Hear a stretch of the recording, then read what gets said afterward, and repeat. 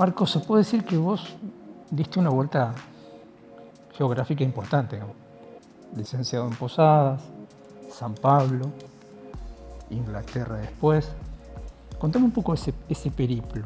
Empecemos acá, en la licenciatura de genética de acá. Bueno, es un periplo que hace mucha gente, que hicimos muchos estudiantes.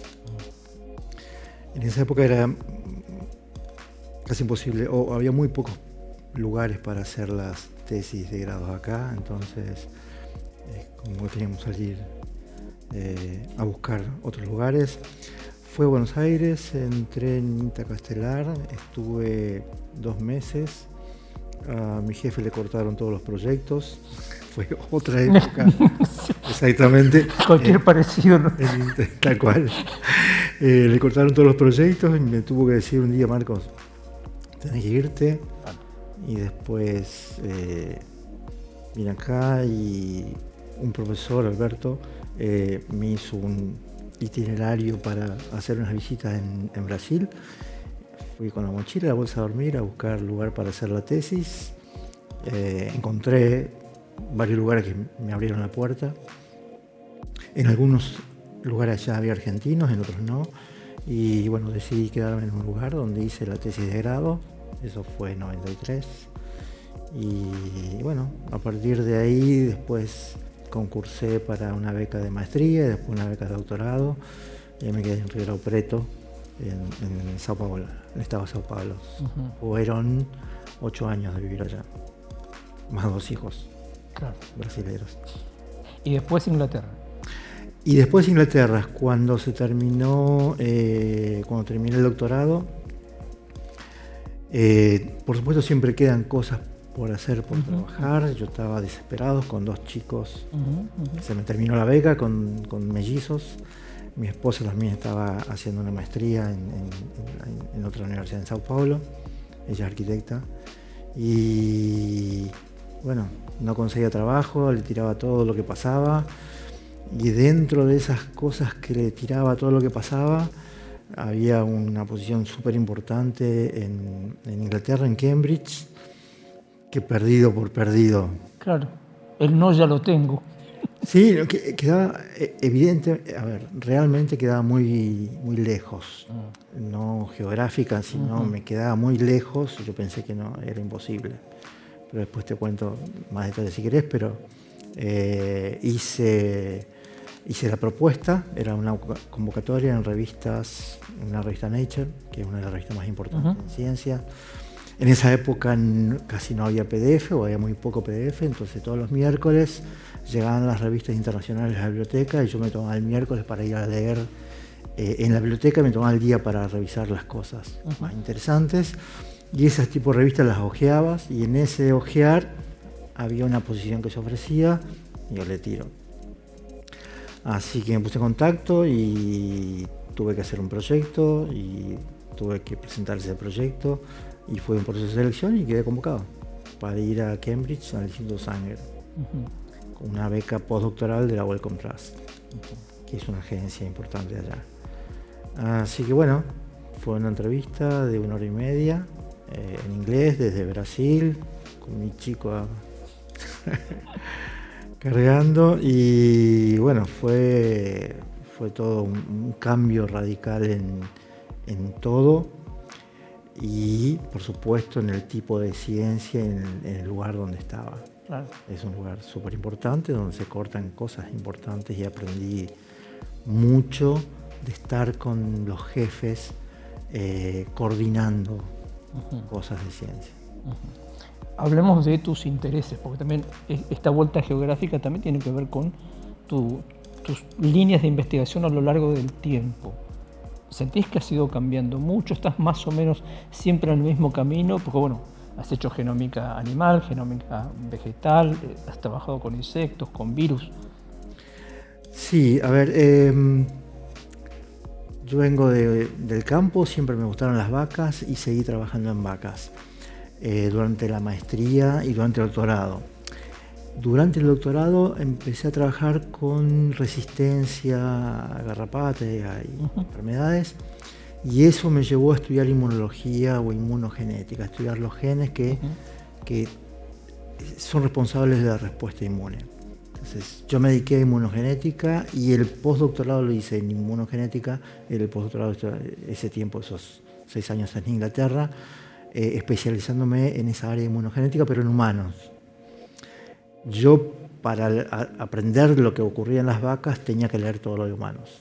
Y esto fue lo que me llevó a la posibilidad de estar entendiendo qué era lo que se cortaba, qué era lo último en investigaciones, y poder hacer un proyecto para que me atiendan allá para hacer el postdoc en Inglaterra, en humanos. Entonces, el hecho de ir a la biblioteca y estar leyendo me permitió entender qué se estaba jugando. Por más que a mí me quedara lejos en términos de práctica, de habilidades, de laboratorio, si se quiere, conceptualmente el proyecto era bueno en el sentido de que, o sea, yo sabía lo que había que hacer, me preguntaban exactamente cómo lo vas a hacer, no sé exactamente cómo.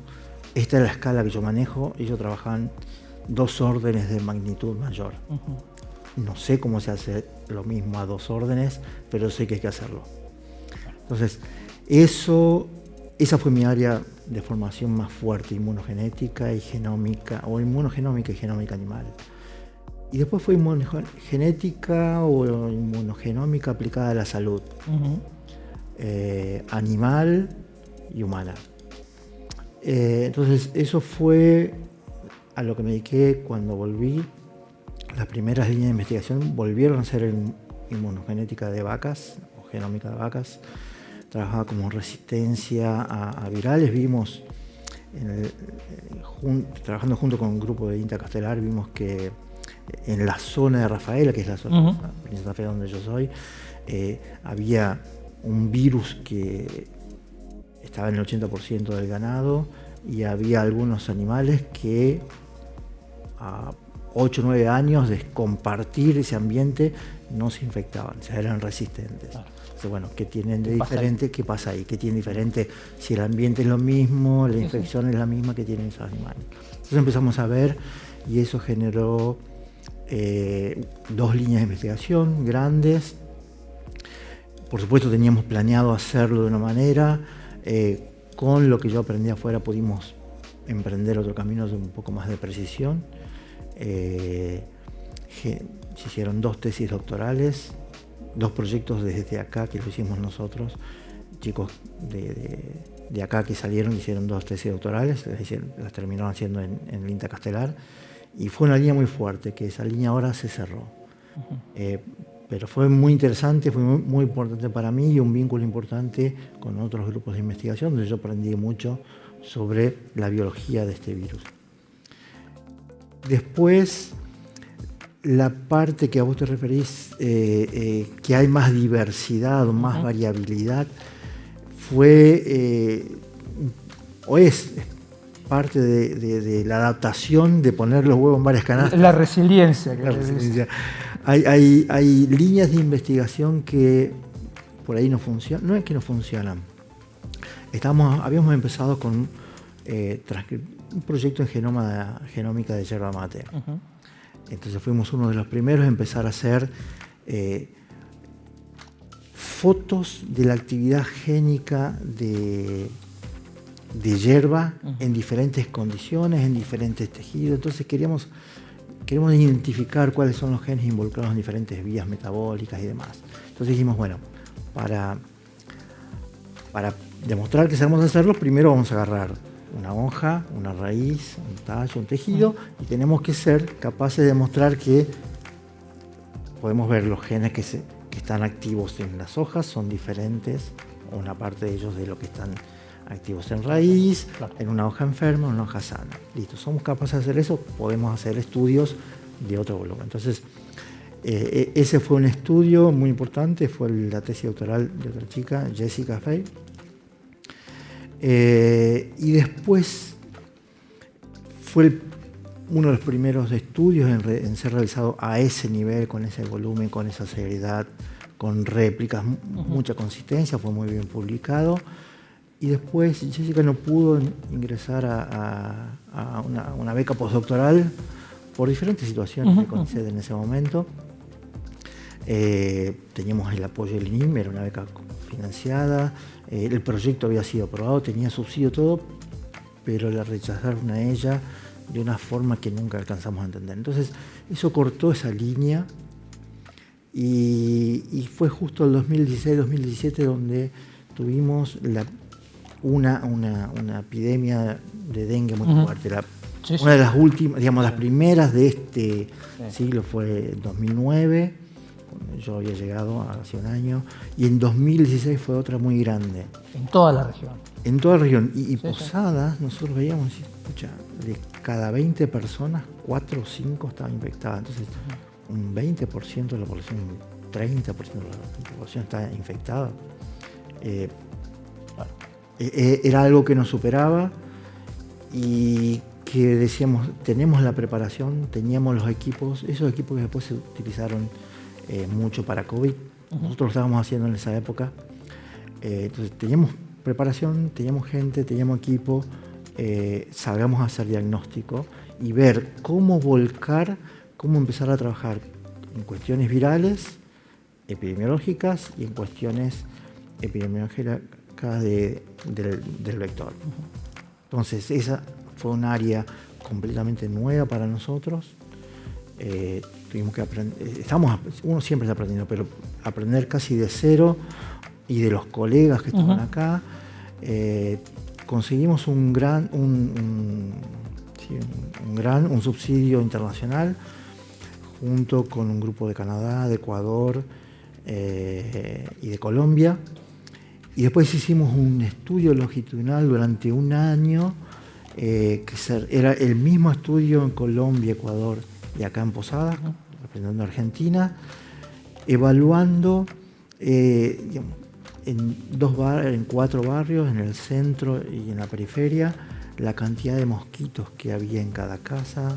Hicimos más de 400 casas, 2 grupos, durante todos los miércoles, de todas las semanas íbamos a diferentes sistemas de captura de mosquitos, a ver los mosquitos, e intentamos ver si en esos mosquitos había virus. Entonces diseñamos un nuevo método para el diagnóstico viral, un método que era más barato. Lo llegamos a ver que funcionaba muy bien.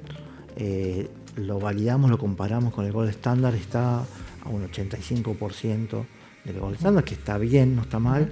No pudimos avanzar con el proceso de, si se quiere, de hacer un kit para la venta. Claro. Pero sí fue un kit, una técnica, una tecnología nueva que se llama CRISPR, que se está usando para diagnóstico y conseguimos hacer eso para diagnóstico de dengue. Entonces, en esa época, lo que queríamos ver nosotros era, bueno, primero llegar al reporte infectados, ir a buscar los mosquitos en la casa, ver si esos mosquitos tenían virus, qué tipo de virus tenían, si eran los mismos que tenían las personas y demás.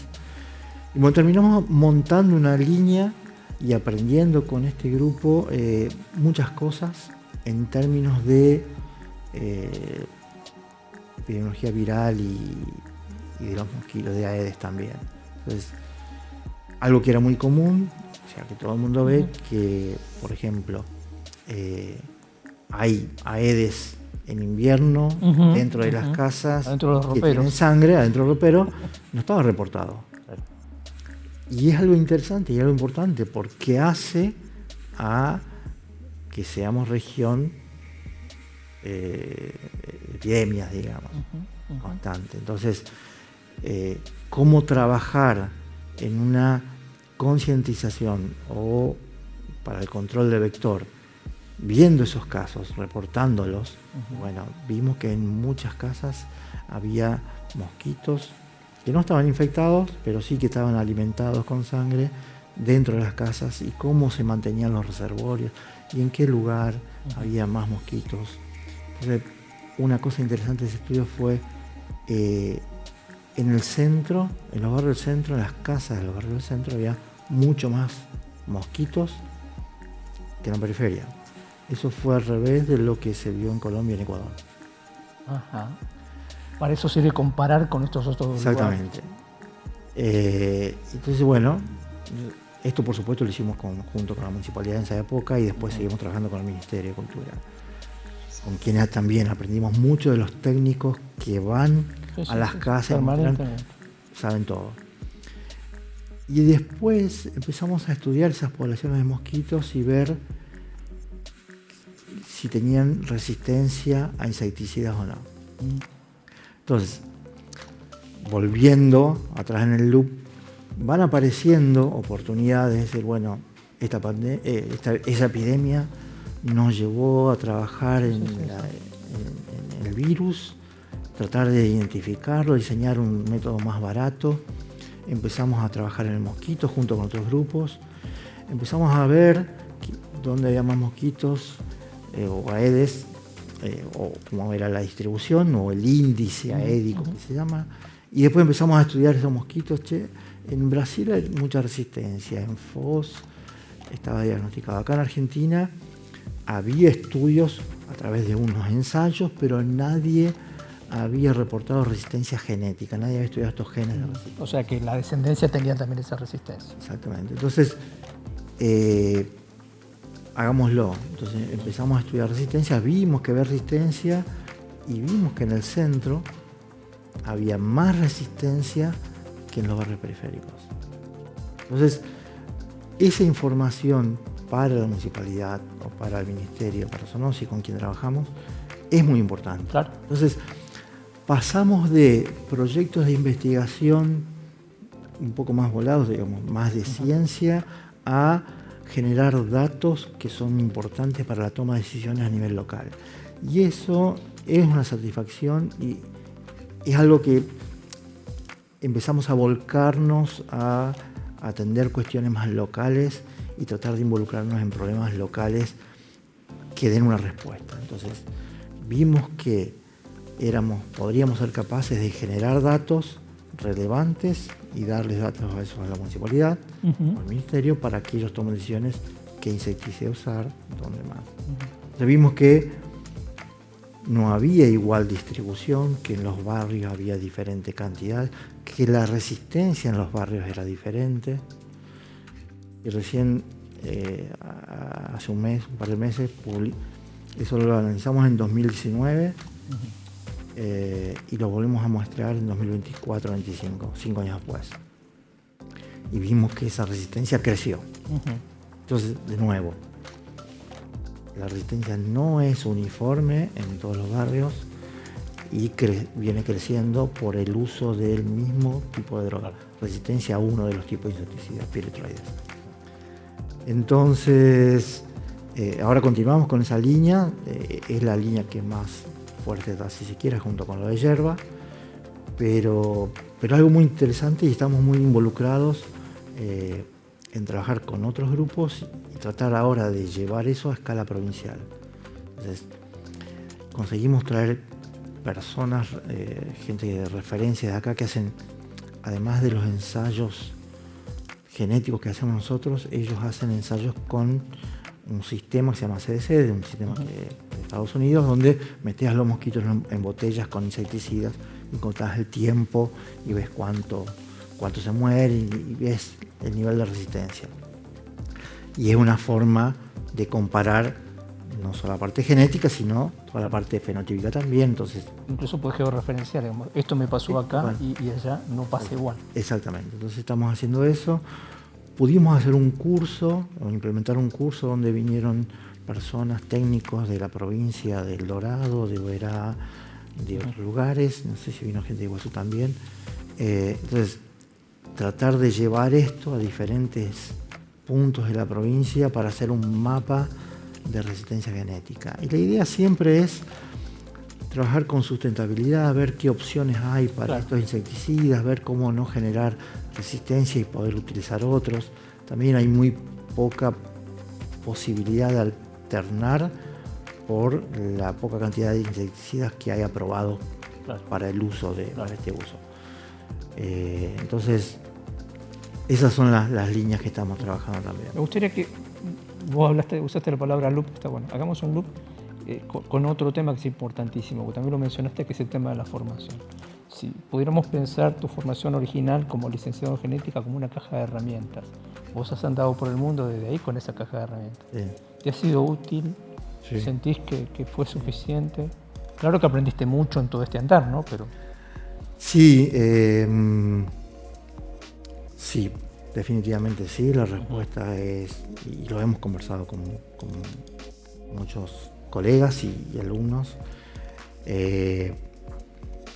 salimos muy bien preparados. No sé si es un poco también resiliencia o ímpetu, capacidad de adaptación, flexibilidad. O sea, hay muchas cosas en juego.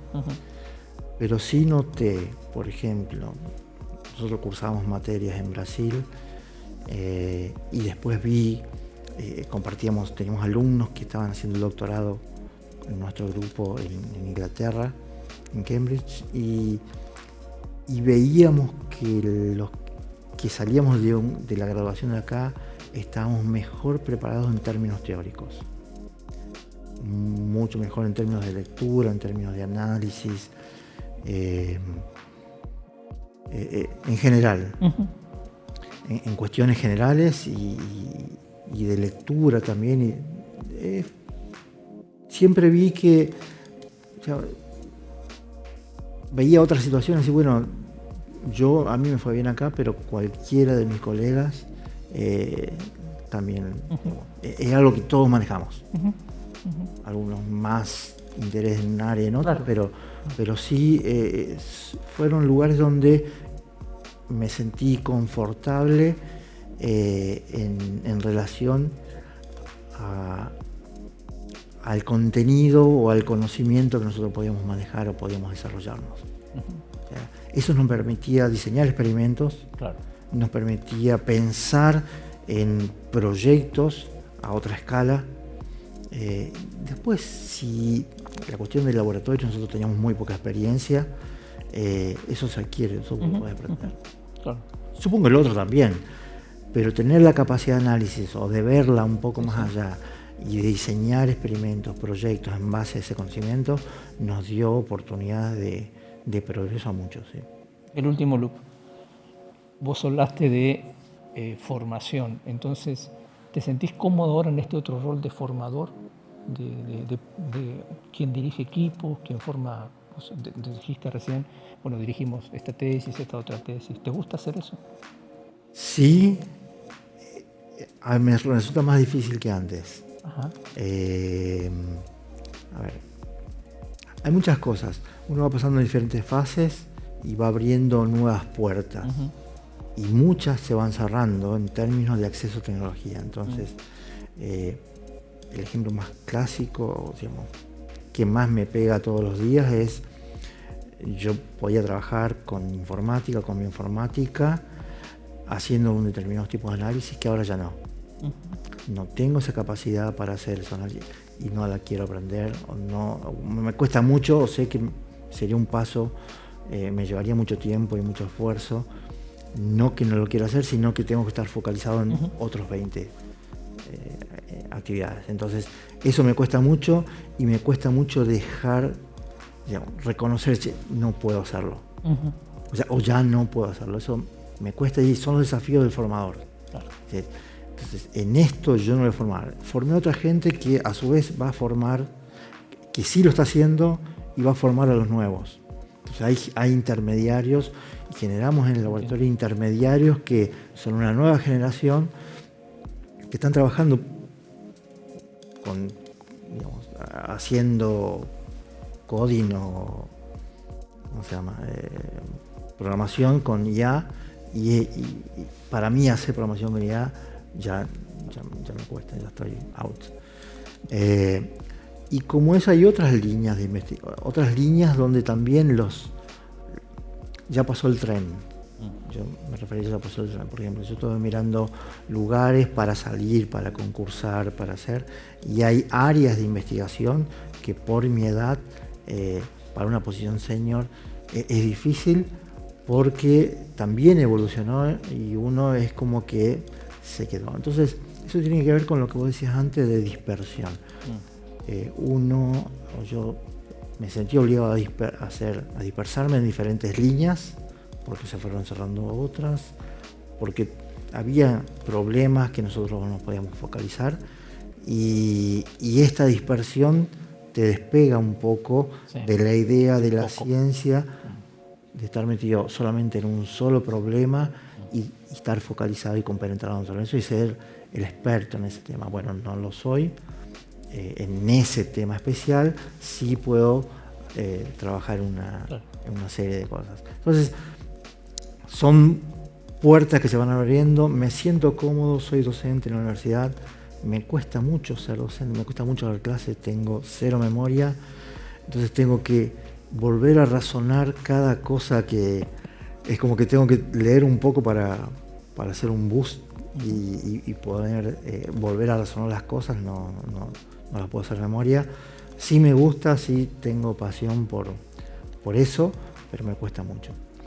Y las puertas que se van abriendo y se van cerrando, por ejemplo, ahora una de las cosas nuevas que apareció hace 2-3 años fue la posibilidad de armar una startup. Sí. Entonces, pero eso es tema de otra entrevista. Ah, bien, buenísimo. Porque esa es la otra cuestión que es importante, ¿no? Y con eso cerramos. La idea es que mucha investigación en la universidad tiene esa posibilidad y quizá algunos, por vaya uno a saber qué cuestión, no están viéndolo como un espacio donde también desarrollarse y aportar de otra manera. Es que es un desafío, es una puerta a otro mundo y es un desafío muy grande. Decís, ups, esto existía, digamos, asomás a entrar en otro universo, decís, ¿qué hago ahora? ¿Voy, no voy, me quedo, doy el paso? No, entonces es otra puerta, es otro desafío, es algo completamente diferente para lo que no estamos preparados, para las otras cosas tampoco estamos preparados. Entonces es como ir cambiando de intereses y se van prendiendo algunas luces, que se van apagando otras, y bueno, estamos en la disyuntiva de cuál de todas las luces seguimos, qué nos prende. Marcos, muchas gracias por venir, por aceptar esta invitación y queda hecha la invitación para la próxima. Gracias a vos. Hablaremos un gusto estar acá.